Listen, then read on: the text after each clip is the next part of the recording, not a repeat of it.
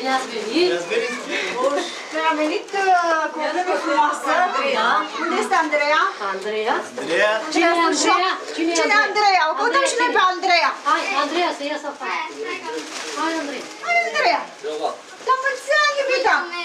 Să fii sănătoasă, tot ce-ți dorești tu să devină realitate. Sau să te faci doctoră, ce vrei tu? Ia să te preține. Poți să-l duc, să-l ții? Ține-l așa, mami? ține-l așa. Țineți dumneavoastră, doamnă. Mai bine. Ține-l așa, Așa. Este pentru tine. Și ai și baloane aici. Să te joci cu ele, cu copii. Și mai avem o sărbătoriță mâine, am înțeles, și bunica, nu? Da. La mulți ani, doamnă. Să fii sănătoasă. Drag. Cine crezi tu că ne-a chemat până aici? Haide și voi aici. Hai, copii. Ia uitați, mai sunt și acolo. E bașca mare. Cine crezi tu că ne-a chemat până noi astăzi aici? Mami ne-a chemat? E sigură? Da. Ia să vedem. Ia uite, cine aici? Eu. O prințesă. Ești foarte frumos. Asta fide.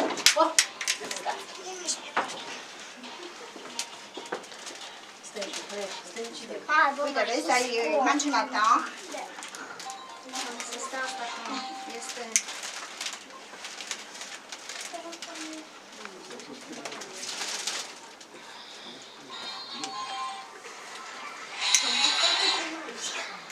Ia uite, vezi? Hai că vine acum. Vrei să ții tu? Poți să ții? Nu cred, nu? Nu poți. Pune-l și tu, băi. Nu te sperie. Iupi! Iupi! Hai, cântați la mulți ani! Mulți ani să trăiți! Ziceți! Mulți ani trăiască! Mulți ani trăiască! La mulți ani! Cine să trăiască! Cine să trăiască! La mulți ani! Andreea să trăiască! Andreea să trăiască! La mulți ani! Bravo! Avem o melodie pentru tine.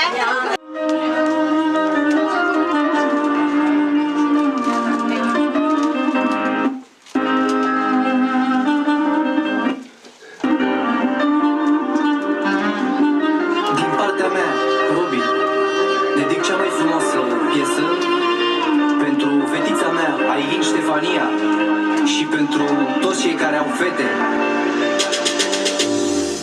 Cine mi-a schimbat viața și mă bucură dimineața, doar fetița mea frumoasă, raza mea de soare în casă. Plâng noaptea de bucurie, ce frumos doarme pe mine, mi-alină orice durere când am zilele mai grele.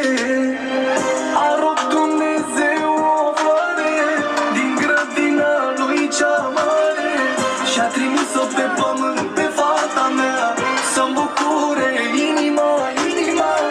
A rog Dumnezeu o floare din grădina lui cea mare și-a trimis-o pe pământ pe fata mea să-mi bucure inima, inima.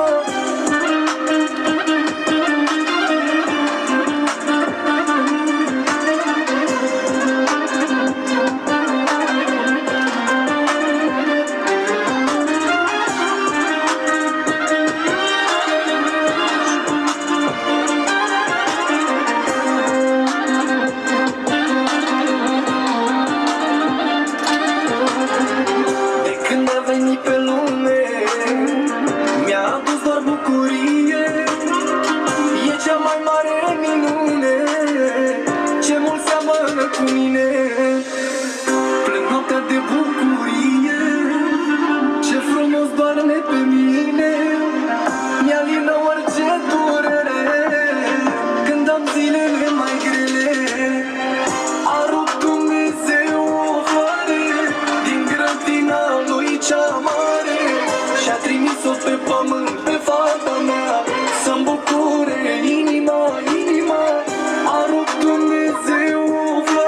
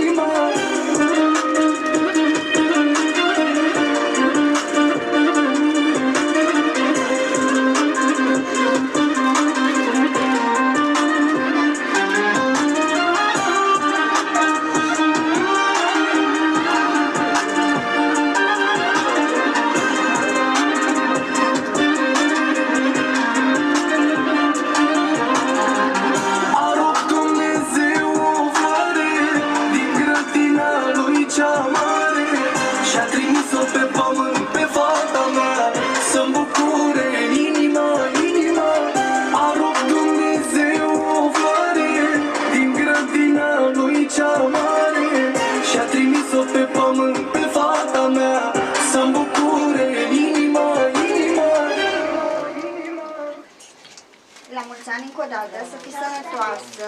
La mulți ani! La mulți ani! Mulțumesc! Avem un mesaj pentru tine. Ești prințesa inimii mele. Acum nu te pot duce în brațe, dar te duc oriunde cu mine în inima mea. Ai mai crescut cu un an, ai devenit tot mai frumoasă. Îți doresc o viață plină de culori aprinse, raza de succes să-ți lumineze mereu cala vieții. Îți doresc să fii mereu sănătoasă, să nu suferi, că eu sufăr de 2 ori mai mult decât tine.